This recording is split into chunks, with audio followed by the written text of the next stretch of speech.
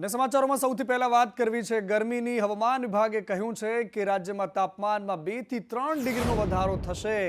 અમદાવાદ શહેર માટે આજે યલો એલર્ટ આપવામાં આવ્યું છે। અમદાવાદમાં 42 ડિગ્રી તાપમાન રહેવાની આગાહી હતી। ગઈકાલે અમદાવાદમાં 41.6 ડિગ્રી તાપમાન હતું। કંડલામાં સૌથી વધારે 43.6 ડિગ્રી તાપમાન નોંધાયું હતું। રાજ્યમાં આવતીકાલથી ફરીથી હીટવેવની આગાહી થઈ છે। 15 થી લઈને 17 એપ્રિલ દરમિયાન બનાસકાંઠામાં યલો એલર્ટ આપવામાં આવ્યું છે। સાબરકાંઠા, કચ્છ અને રાજકોટમાં પણ યલો એલર્ટ આપવામાં આવ્યું છે। હીટવેવ દરિયા કિનારાના વિસ્તારોમાં ગરમ ભેજવાળા પવન પણ ફૂંકાશે। સાવધાન રહેવાની જરૂર છે। आने वाले 4 दिनों के लिए मैक्सिमम टेम्परेचर में 2 से 3 डिग्री की बढ़ोतरी का पूर्वानुमान है। उसके बाद 2 से 3 डिग्री के मैक्सिमम टेम्परेचर में फॉल का पूर्वानुमान है। और हीट वेव वार्निंग की बात करेंगे तो डे 2, डे 3, डे 4 यानी 15, 16 और 17 के लिए गुजरात रीजन और सौराष्ट्र कच्छ के लिए हीट वेव की वार्निंग है। और जो डिस्ट्रिक्ट है जहाँ पे हीट वेव की वार्निंग है और साथ में येलो अलर्ट जारी है वो डिस्ट्रिक्ट है बनासकांठा, साबरकांठा, राजकोट और कच्छ डिस्ट्रिक्ट है। यहाँ पे 15, 16 और 17 तारीख में हीट वेव की वार्निंग और साथ में येलो अलर्ट है। અને આ તરફ અંકલેશ્વરની પાનોલી જીઆઈડીસીમાં આગ લાગી છે। આગ ભયંકર છે અને આ ભયંકર આગ વચ્ચે એક શ્રમિકનું મોત થયું છે। પાનોલી જીઆઈડીસીમાં બ્લાસ્ટ થયો અને બ્લાસ્ટ બાદ આગ લાગી છે। બાજુમાં બીઆર એગ્રો કંપની છે જ્યાં એ કંપની પણ આગની ઝપેટમાં આવી ગઈ। આગ બુઝાવવા માટે 10થી વધારે ફાયર ફાઇટરની મદદ લેવામાં આવી હતી। ધુમાડાના ગોટે ગોટા દૂર દૂર સુધી નજરે પડતા હતા। ભયંકર આગ ભારે જહેમત બાદ ફાયરના જવાનોએ કાબૂમાં લીધી છે।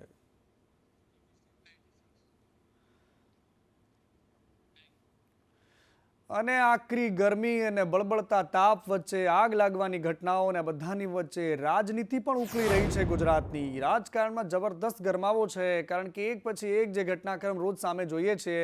જેમાં આદિવાસી બેલ્ટના પૂર્વ ધારાસભ્ય મહેશ વસાવાએ ભાજપ પક્ષમાંથી રાજીનામું આપી દીધું। લોકસભા ચૂંટણી ટાઈમે ભાજપમાં જોડાયા હતા। આ તરફ કલોલના એમએલએ ફતેહસિંહ ચૌહાણ હમણાંથી ખૂબ આક્રમક મોડમાં જોવા મળે છે। તેમણે કોંગ્રેસ પર આરોપ લગાવ્યો। એમણે કહ્યું કે બાબા સાહેબ આંબેડકરને ભારત રત્નથી વંચિત રાખવાનું કામ કોંગ્રેસે કર્યું છે। સૌ પ્રથમવાર કોંગ્રેસે બાબા સાહેબનું અપમાન કર્યું। પાટણમાં મળી હતી બીજી બાજુ એક સભા અને જેમાં ઠાકોર સમાજની આ બેઠક હતી। કોંગ્રેસના નેતાઓ અને ખાસ કરીને ગેનીબેન બનાસકાંઠાના સાંસદ છે જેમણે સમાજના નેતાઓ જે ભારતીય જનતા પાર્ટીમાં છે એમના પર પ્રહારો કર્યા। એમણે કહ્યું કે પાવર વગરના પ્રધાન છે જે ભારતીય જનતા પાર્ટીમાં નેતાઓ છે। આ તરફ ગુજરાતના ડબલ એન્જિન ફેલ હોવાની વાતો અરવિંદ કેજરીવાલ પણ કરી રહ્યા છે। સમાજવાદી પાર્ટીના અખિલેશ યાદવ પણ કરી રહ્યા છે। અને આ બધાની વચ્ચે શંકરસિંહ વાઘેલા ગુજરાતની આ વખતની પેટા ચૂંટણીમાં ફરી મેદાનમાં જોવા મળે તો કોઈ નવાઈ નહીં।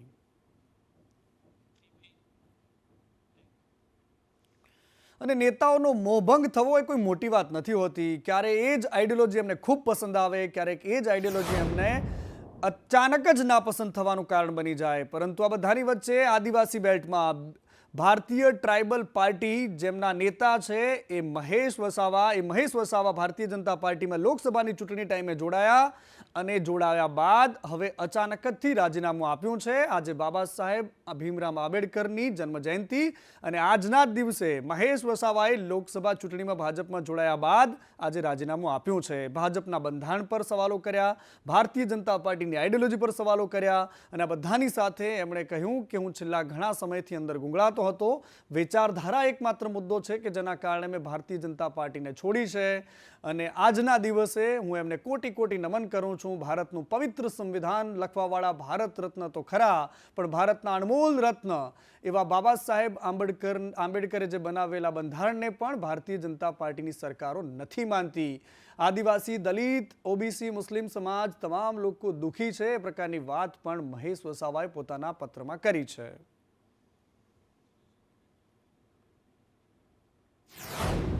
અને મહેશ વસાવાનું અચાનક જ રાજીનામું આપવું એ ભારતીય જનતા પાર્ટીના ઘણા બધા નેતાઓને હજુ સુધી ગળે નથી ઉતરતું ને એટલા જ માટે એ વિસ્તારના નેતાઓ હવે પ્રતિક્રિયાઓ આપી રહ્યા છે। મનસુખ વસાવા સાંસદ છે, તેમણે કહ્યું કે રાજીનામાના કારણો જાણવાનો પ્રયાસ કરીશું પરંતુ તેઓ આવ્યા પોતાની મરજીથી હતા અને ગયા પણ પોતાની મરજીથી છે। પાર્ટી હાઈકમાન્ડ સાથે આ પ્રકારની વાત થઈ હશે કે કેમ એ ખબર નથી પરંતુ ગુજરાત સરકારની પણ તેઓ પ્રશંસા કરતા હતા। આરએસએસ અને ભાજપની વિચારધારાને કોઈ ખતમ ન કરી શકે એવી વાત પણ મનસુખ વસાવાએ કરી છે। કે ઝઘડિયાના પૂર્વ ધારાસભ્ય મહેશભાઈ વસાવા જેઓ થોડા સમય પહેલા ભાજપમાં જોડાયા હતા તેઓએ રાજીનામું આપી દીધું છે. હવે રાજીનામું કેમ આપ્યું છે, શું કારણ છે એ જાણવા નથી મળ્યું, પરંતુ હું પણ મહેશભાઈને પૂછીશ ભાઈ શું કારણો છે અને કેમ રાજીનામું આપવું પડ્યું, શું જે પણ કંઈ કારણ હશે એ મને કહેશે. અને મહેશ વસાવાનું રાજીનામું એ કોંગ્રેસ માટે દોડવાનો ઢાળ છે, કારણ કે કોંગ્રેસના પ્રવક્તા મનીષ દોશીએ કહ્યું કે મહેશ વસાવાએ ભાજપ માટે કહેલી વાત ખૂબ ચિંતાજનક છે. ભાજપ સાથે છેડો ફાડ્યો છે, ભાજપની આદિવાસી વિરોધી માનસિકતા છતી કરી છે, બંધારણના હક અધિકાર પર તરાપ મારનારી પાર્ટી ભાજપ, એવું પણ એમણે કહ્યું છે. ભાજપામાં એક સમયે જોડાયેલા આદિવાસી સમાજના નેતા મહેશભાઈ વસાવાએ આજે માધ્યમોમાં જણાવ્યું કે હું ભાજપા સાથે છેડો ફાડ્યો છું. એક તમે સમય જુઓ, 14મી એપ્રિલ બાબા સાહેબની જન્મ જયંતિ, અને તેવા સમયે એમને છેડો ફાડતા ભાજપા સાથે જે વાત કરી છે એ સૌના માટે ચિંતા અને હકીકતમાં ભારતીય જનતા પાર્ટીનું ચાલચલન ચરિત્ર અને ચહેરાને ઉજાગર કરે છે. આદિવાસી વિરોધી માનસિકતા, બંધારણ વિરોધી ભાજપા અને સંવિધાનને દરિયામાં ફેંકી દેવાની જ્યારે વાત કરનારા લોકો સાથે એમનો મોહભંગ થયો ત્યારે એમને કરેલી વાત સમગ્ર આદિવાસી સમાજને અને સમગ્ર દેશ માટે સૌથી મોટામાં મોટી વાત છે. અને એ મોહભંગ જે ગુજરાતની જનતાને કોંગ્રેસથી થઈ ગયો છે, એ મોહભંગને દૂર કરવા માટે હવે કોંગ્રેસના રાષ્ટ્રીય નેતાઓ ગુજરાતમાં આંટાફેરા કરશે. અને આ બધાની વચ્ચે આવતીકાલથી રાહુલ ગાંધી ગુજરાતમાં કોંગ્રેસને બેઠી કરવા માટે સક્રિય થયા છે. આવતીકાલથી રાહુલ ગાંધી 2 દિવસ ગુજરાતમાં હશે. એઆઈસીસી અને પીસીસીના નિરીક્ષકો સાથે તેઓ બેઠક કરવાના છે. 16 એપ્રિલે મોડાસામાં રાહુલ ગાંધીનું કાર્યકર્તા સંમેલન પણ છે. જિલ્લા પ્રમુખોની નિમણૂક પર ભાર આપવામાં આવશે અને કદાચ ગુજરાત કોંગ્રેસના ઇતિહાસમાં પહેલીવાર એવું હશે કે જિલ્લાના અધ્યક્ષોની નિમણૂક પણ રાહુલ ગાંધીની દેખરેખ હેઠળ થશે. અને આ તરફ આજે અમદાવાદમાં આંબેડકર જન્મજયંતિની ઉજવણી કરાઈ. અમદાવાદના રખિયાલ ખાતે ગૌરવ યાત્રાનું આયોજન થયું, જેમાં સીએમ ભૂપેન્દ્ર પટેલે આંબેડકર ગૌરવ યાત્રાને પ્રસ્થાન કરાવ્યું. સાંસદ દિનેશ મકવાણા સહિતના ધારાસભ્યો પણ હાજર રહ્યા હતા. અહીંયા મુખ્યમંત્રીએ પણ જય ભીમના નારા લગાવ્યા હતા. આ તરફ પૂર્વ મુખ્યમંત્રી શંકરસિંહ વાઘેલા ભારતીય જનતા પાર્ટી પર પ્રહાર કરવાનો એક પણ મોકો છોડતા નથી. એમણે આજે કહ્યું કે ભાજપના આગેવાનો જ ભાજપને હરાવી રહ્યા છે. ભાજપ પોતાના કાર્યકર્તાઓને દબાવે છે. સત્તા લેવા માટે લોકોનો પ્રેમ સંપાદન કરો, એ પ્રકારની વાત પણ વાઘેલાએ કરી. એમની સાથે જાહેરાત પણ કરી કે અમારી પાર્ટી આ વખતે કડી વિધાનસભાની સીટ પર લડવાની છે. કડી વિધાનસભાની પેટા ચૂંટણી પહેલા કાર્યાલયનું ઉદ્ઘાટન કર્યું અને પ્રજાશક્તિ ડેમોક્રેટિક પાર્ટી કે જે શંકરસિંહ વાઘેલાએ પાર્ટી બનાવી છે, એ પાર્ટી પણ આ વખતની ચૂંટણીમાં ઝંપલાવશે. એ ભારતીય જનતા પાર્ટી 30 વર્ષથી ગુજરાતમાં છે. તમે મને સમજાવો કે કોઈ પણ ભાજપને જેને મત આપ્યો આજે પણ ભાજપમાં હોય એને એની ઈચ્છા પ્રમાણે જીવી શકે છે ખરો? ભાજપવાળો પોતે ખુશી કે સુખી છે ખરો? કે એના ઉપર એના જ આગેવાનોનો ત્રાસ છે, ડર છે, ભય છે? એ ભારતીય જનતા પાર્ટી ખુલ્લેઆમ પોતાના કાર્યકર્તાઓને દબાવે, ખખડાવે, ત્રાસ ગુજારે અને વહીવટ જેવું ક્યાંય મળે નહીં. કરપ્શન, કરપ્શન, કરપ્શન, મોંઘવારી, બેકારી. ચૂંટણી ટાઈમે સક્રિય થતા બાપુની આ વાત તમે સાંભળી. અને બીજી બાજુ કાલોલના ધારાસભ્ય ફતેહસિંહ ચૌહાણ આજકાલ ખૂબ ચર્ચામાં રહે છે. કોંગ્રેસ પર વીણીને પ્રહાર કરી રહ્યા છે. આજે ફરી એમણે કહ્યું કે સૌપ્રથમવાર કોંગ્રેસે બાબા સાહેબનું અપમાન કર્યું હતું. દલિતના દીકરાને લોકસભાની સમિતિમાં સ્થાન ના આપ્યું. બાબા સાહેબને ચૂંટણીમાં હરાવવાના પ્રયાસો કર્યા. બાબા સાહેબ આંબેડકરને ભારત રત્નથી વંચિત રાખ્યા. આ પ્રકારની વાત એમણે કરી છે. આ દેશમાં પહેલું અપમાન આંબેડકર સાહેબનું કર્યું હોય તો એ કોંગ્રેસ. કેમ? આ દેશમાં બધાથી વધારે ભણેલા, હાઈએસ્ટ શિક્ષણ પ્રાપ્ત કરેલો એક દલિતનો દીકરો એ જ્યારે ચૂંટાયા, કોઈ પણ લોકસભાની સમિતિમાં નહીં રાખ્યા, મિનિસ્ટરીમાં નહીં રાખ્યા, અને આ હોશિયાર છે તો એને જળમૂળથી કાઢો. આ કોમમાં કોંગ્રેસ 20 વર્ષ લગી લાગી. અને આ તરફ ભરૂચમાં બિહાર ભાજપના મંત્રી જીવેશ મિશ્રા આવ્યા હતા અને એમણે એક મોટું નિવેદન આપ્યું. એમણે કહ્યું છે કે બિહાર વિધાનસભાની ચૂંટણીમાં એનડીએ 225 બેઠક જીતશે. જેડીયુનું અન્ય સાથેનું ગઠબંધન ક્યારેય સફળ નથી થયું. વિપક્ષ 2010ની ચૂંટણી કરતાં પણ ખરાબ હાલતમાં હારવાનું છે.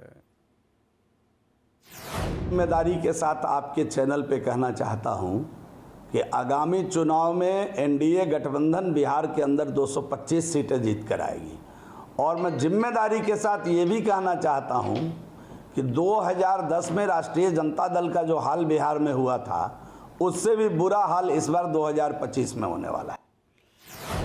અને ખરાબ હાલત એ શ્રમિકોની છે કે જે બળબળતા ઉનાળામાં માથે તાપ પડી રહ્યો છે અને બીજી બાજુ અધિકારીઓના આદેશનું ઉલ્લંઘન થઈ રહ્યું છે. આકરી ગરમીમાં પણ બપોરે કામ કરતા શ્રમિકોને તમે જોઈ શકો છો કે કોન્ટ્રાક્ટરો કેવી રીતે શ્રમિકોનો પરસેવો પડાવી રહ્યા છે. હિંમતનગર શામળાજી હાઈવે પર કામ કરતા શ્રમિકો છે કે જે હિંમતનગરમાં આજે 42 ડિગ્રી તાપમાન હતું. સરકારનો આદેશ છે તેમ છતાં પણ કોન્ટ્રાક્ટરો એ ગણકારતા નથી. 3 દિવસ પહેલાં જ જાહેરનામું બહાર પાડવામાં આવ્યું છે. બપોરે 1 થી લઈને 4 વાગ્યા સુધી શ્રમિકોને કામ ન કરવાનું જાહેરનામું છે, પરંતુ તેમ છતાંય આ કોન્ટ્રાક્ટરોને કોઈ જ લાગે વળગે નથી. અને આણંદમાં પણ કોન્ટ્રાક્ટરની ઘોર બેદરકારી સામે આવી. ઉમરેઠમાં જીવના જોખમે કામ કરતા શ્રમિકો નજરે પડ્યા. થામણા ચોકડી પાસે ઓવરહેડ પાણીનું જે ટાંકું છે એમાં કામ કરતા નજરે પડ્યા. ઓવરહેડ ટાંકીના નિર્માણમાં સુરક્ષાના નિયમોને નેવે મુકાયા. 100 ફૂટ ઊંચાઈએ જીવના જોખમે કામ કરતા શ્રમિકો જોવા મળી રહ્યા છે. શ્રમિકોની સુરક્ષા માટે તમામ સુવિધાઓનો અભાવ છે. ભર બપોરે તાપમાં સુરક્ષા નેટ વગર કામ કરતા શ્રમિકો કે જો કોઈ પણ ગલતીથી કોઈ પણ ભૂલથી એ શ્રમિક નીચે પટકાય છે તો એના માટે જવાબદાર કોણ? અને આ ઉનાળો એવો વકર્યો છે, એ પ્રકારે તાપ પડી રહ્યો છે કે તંત્રના પાપના પોપડા ધીરે ધીરે ઉખડી રહ્યા છે. વડોદરામાં થોડા દિવસ પહેલાં જ બનાવેલો રોડ ગરમીથી પીગળવા લાગ્યો. દાંડિયા બજાર વિસ્તારમાં રોડ પીગળવા લાગ્યો. હાલમાં જ કાર્પેટિંગ કરેલા રોડનો ડામર પીગળતો નજરે પડ્યો. 40 ડિગ્રી તાપમાન છે અને આ રોડ પીગળી રહ્યો છે. રેતી ન નંખાય તો ટાયર ચોંટી જવાની પૂરી સંભાવના છે અને અહીંથી નીકળવું રાહદારીઓને મુશ્કેલ લાગી રહ્યું છે. રેતી વહેલી તકે નાખી જાય તો બહુ સારી વાત છે. કેટલા દિવસથી પીગળી ગયા? રોજ જે પીગળે જ છે જ્યારથી આ ડિગ્રી વધી ગઈ ત્યારથી. ક્યારે આ રોડ બનાવ્યો? હજી તો આ મહિનો જ થયો છે. એક જ મહિનો થયો. હા. પછી કોઈ રેતી બેતી નાખી ગયેલું? રેતી નાખી ગયા પણ આ ખોદકામ તરત થઈ ગયું. આ પેલી ગેસ લાઈન નાખીને પછી પાછું ખોદી નાખ્યું હતું. અને મોરબીમાં નવજાત શિશુને ત્યજી દેવાની સજા હવે એના મા બાપને મળી છે. એ ગુનામાં ધરપકડ થઈ છે. પોલીસે સમગ્ર કેસમાં માતા અને પિતાની ધરપકડ કરી છે. નવજાત શિશુને કપડા પરથી પોલીસે ભેદ ઉકેલ્યો છે. ટંકારાના મીતાના બ્રિજ પરથી માતા પિતાની ધરપકડ થઈ છે. નવજાતની ઓળખ છુપાવવા માટે તેને ત્યજી દેવાયું હતું. 19 માર્ચે 4 દિવસનું નવજાત હતું અને એને ફેંકી દીધું હતું. અને તાપીના અંતરિયાળ વિસ્તારમાં ધર્માંતરણનો મુદ્દો નવો નથી, પરંતુ સરકારી સ્કૂલમાં એના કેમ્પસમાં જ ચર્ચ ઊભું કરી દેવામાં આવે તો કેવી મોટી વાત છે. ભારતીય જનતા પાર્ટીના ધારાસભ્ય છે મોહન કોંકણી અને એમના પોતાના જ ગામ હરિપુરા નામનું એ ગામ છે કે જેમાં સરકારી સ્કૂલના પરિસરમાં જ ચર્ચ ઊભું કરી દેવામાં આવ્યું. અને આ વિષય ચર્ચાનો બન્યો છે કારણ કે થોડા દિવસ પહેલાં જ મોરારી બાપુએ કહ્યું હતું કે અહીંયા તંત્રથી લઈને મંત્રી સુધી તમામ લોકો સુધી આ વાત પહોંચાડી રહ્યા છીએ. કલેક્ટરને પણ ખબર છે, સ્થાનિક નેતાઓને પણ ખબર છે, પરંતુ કશું જ થતું નથી. અને આ વાત એટલા માટે વધારે ચર્ચામાં આવી કારણ કે ભારતીય જનતા પાર્ટીના ધારાસભ્યનું આ ગામ છે.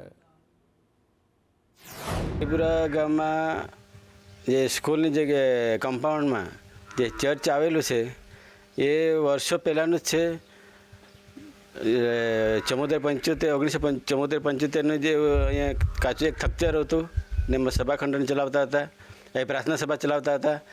અને જે તે સમયમાં સ્કૂલ કાચા ઘરમાં ચાલતી હતી. પ્રાથમિક શાળા 28/7/1973માં અહીંયા સ્થાપના થઈ છે અને ત્યારે બનાવવામાં આવી છે અને પહેલાંથી આ ચર્ચ અહીંયા છે. જે જગ્યા છે તો કઈ રીતના છે? એ જગ્યા સર્વે નંબર 54 છે અને ગામતળ.